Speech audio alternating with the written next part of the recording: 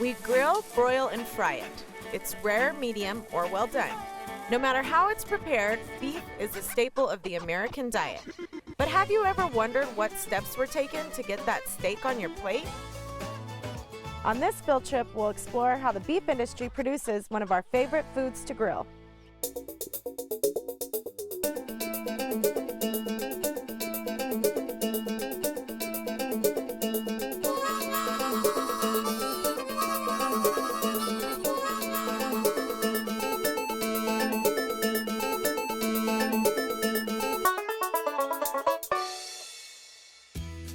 Field Trip is made possible by Cooperative Extension Service at New Mexico State University and by contributions from viewers like you. Thank you. Did you know the average American eats 67 pounds of beef per year? It's obvious we love our steaks and burgers, but seldom do we stop and think about the people and processes involved in producing the beef we eat. The beef industry is an intricate system that involves cattle ranches, feedlots, processing plants, and retailers. Each element is crucial in providing a safe and nutritious product to you, the consumer.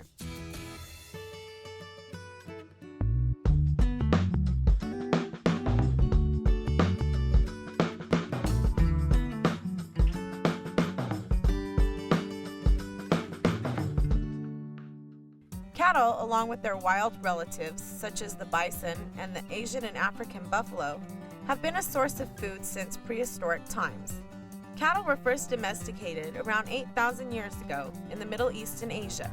When European settlers came to North America, they brought the cattle of their homelands with them. The Great American West provided plenty of open range for their cattle to graze. The Spanish generally didn't use livestock for anything other than their hides. And it's not a real taste for beef until after the American Civil War. And it's part of the changing culture of the United States that leads to the cattle drive eras that we hear about up the Chisholm Trail from Texas to the Great Plains. Ranching advanced significantly with the development of transportation. Cattle could be shipped to different parts of the country, first by train and later by truck, which opened up the demand for commercial beef. The livestock feeding industry really got started as a result of World War II. At the end of the war, Europe and Japan had lost the ability to produce enough food to feed their people. So the United States, we stepped up grain production so we could provide food for those people. And we fed them for 3 or 4 years, but as they slowly regained their ability to produce enough food for themselves, we were left with an oversupply of grain. And one of the great things that happened, some people came up with the idea, let's just start feeding this to livestock. So in the late 40s, early 50s, we started feeding a lot of grain to cattle. And the industry gradually shifted. The packing plants were located in what we call terminal markets in the cities like Kansas City and Fort Worth and Chicago. It caused a major shift in the way we produce meat.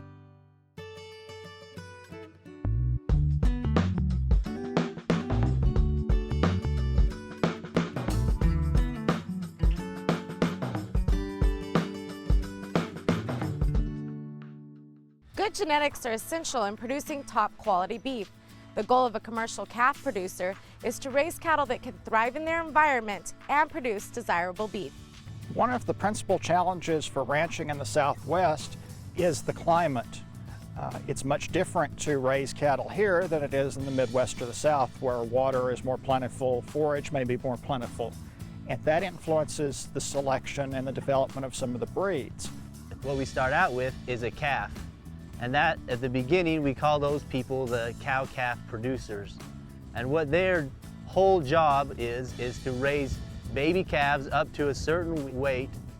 And from there, they usually market those calves to another segment of the industry. Very few cow-calf producers have the financial or the land resources, more importantly, to be able to take a calf from birth all the way to market. The well-being of each calf is top priority in the ranching business. Keeping a calf healthy requires regular vaccination as well as other important procedures. What we did today is we gathered this pasture and put in these pairs. These are smaller calves that hadn't been branded yet, and so they gather them from this pasture and put them in this wire lot. and then they branded them, earmarked them, castrated, vaccinated. The branding is required by law. It's an identification mark. They are able to identify ownership very easily associated with brand. Whenever you're branding or doing these things, there's some momentary discomfort associated with it. You know, branding does permanently mark the hide, which is required. And I equate it to a child going in and get vaccinated at the doctor's office. Yes, there's some discomfort associated with that. Kids cry when they get vaccinated. It is uncomfortable for those calves for a short period of time, but in the overall scheme for their health, it's a benefit to them.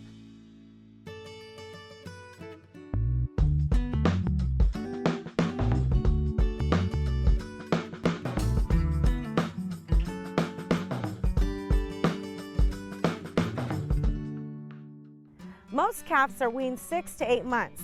The weaning process is the beginning stage of a calf's independence from its mother. It's like going to college. We're a commercial cow-calf operation, which means that we run cows and they have calves, and then we grow those calves up to a weaning weight of approximately 450, 500 pounds.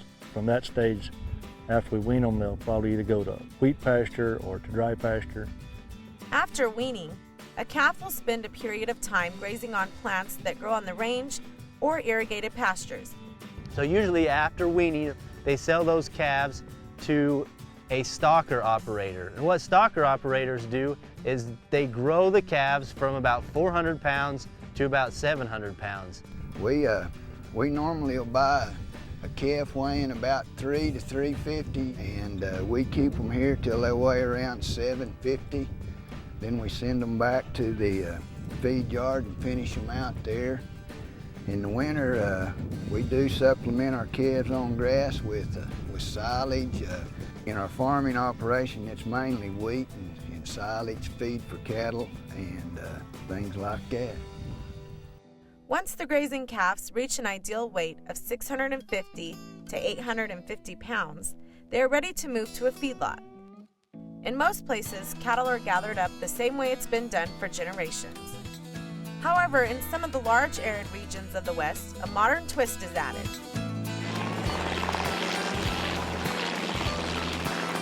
We use a helicopter together with, mainly because it's hard to find enough real cowboys to actually get the country together in timely fashion.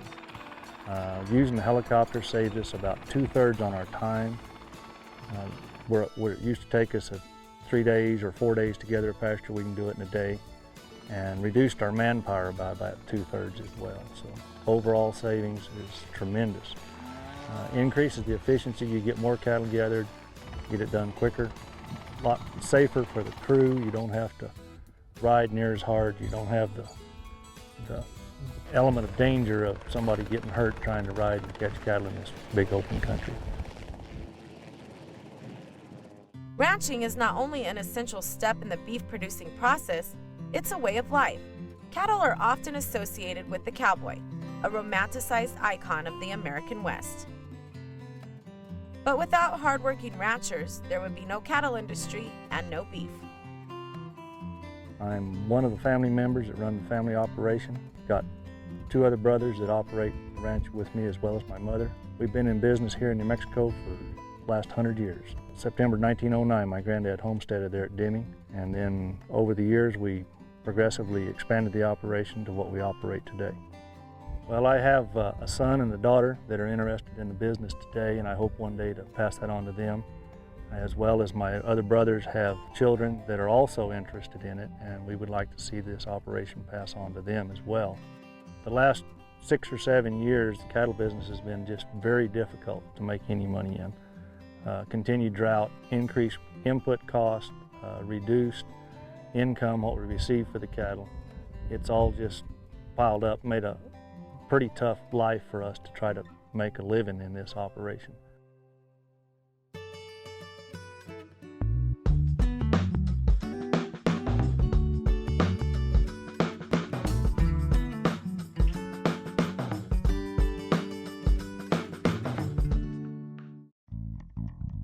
Once gathered from pastures, the calves must acclimate to smaller pastures or pens. During this period, they'll learn to eat from a feed bunk, drink from a water trough, and become familiar with people and new surroundings. After a brief transition period, the cattle are shipped to a feedlot.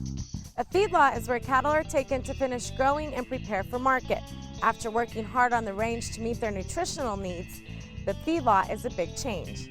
Well, what we do here at the feed yard is we take cattle that come off pasture, be it off of a cow-calf ranch or off of a stocker operation. They'll come into the feed yard, and then we take those animals and feed them and grow them till they get mature enough and to an optimum level of finish to where they're ready to be sold and harvested at a packing plant. Typically that time frame takes on average about 170 days. Here at the feed yard, we start feeding animals at 6 o'clock in the morning because it's their natural instinct as the sun comes up that they want to get up and go have their first meal. So we'll feed that animal a third of their feeding that day. Then we'll turn around and about mid-morning, we'll have our second feeding where we'll feed those cattle 8 pounds. And then after lunch, we come back and feed them the last 8 pounds. The cattle in this feed yard would average eating about 25 pounds of ration per head per day. From the time that especially a yearling steer comes into the feed yard, he's likely hungry.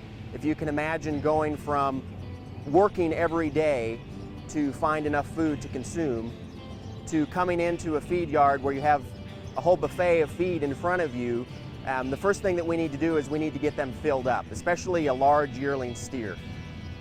You need good nutrition to promote good animal health, and we also want to provide a high quality product to the consumer at a low cost, and so we need to be efficient with those nutrients that we utilize. So a typical feed yard ration in this part of the world, the base will be flake corn. The primary thing that we're interested in corn is the starch as an energy source. And so to fully extract the starch, we apply pressure and moisture through steam and then set it through a set of rollers which flattens it. And so the more intensely that we process it, the more available that starch becomes. We also need a roughage source to maintain rumen health. And so they'll add from 8 to 10% roughage to that finishing diet. And then there may be other byproducts. And then you'll have a vitamin and mineral package to promote good health in the animals as well. We do the best we can to take care of these animals. We have a consulting veterinarian that is a PhD as well as a DVM that helps us design an animal health program. We have a PhD nutritionist that helps design our rations for each specific type of animal through the different stages of growth that they're in. We have a set of cowboys that are horseback, and every day they ride through the pens and they look for cattle that potentially may have sickness or any issues that they may have. We allow 12 inches of bunk space for every animal, so they have optimum amount of room to come to the bunk and eat their feed. And then we try to shoot for 200 square foot of space per animal unit in each pen. So we don't want to crowd the animals. We want to give them room to lay down, relax. If they want to buck and play and run around, and they have ample room to do that. What we want to do is minimize the level of dust, the level of mud that are in the pens. Obviously we don't have roofs over the pens, so there's times when it does rain and it gets a little mud. So what we do is we'll come in here on each pen and we'll scrape the loose manure out of the pens. What that does is it provides a good hard surface for those cattle to lay on and allows them to have a good clean environment. What we do with that manure is then we haul that manure out and take it and spread it on all the fields, the farmers that surround our feed yard, and put it on as fertilizer on their fields. So now we've taken grain, be it wheat or corn, we've turned around and harvested that and fed it to the cattle, and then they've absorbed the nutrients out of that cattle to allow them to gain weight and produce good beef. And then with the manure that's left, take it and put it back on the fields as fertilizer. So we try to utilize everything and be good stewards of the environment. When we do have some water runoff, all the moisture will run to the back third of the pen, and then that is sloped downhill to our lagoon. And as that lagoon fills up and has water in it with nutrients in that effluent, we take that and pump that out, run it through a sprinkler that's on the surrounding circles of the feed yard, and then we turn and water those crops.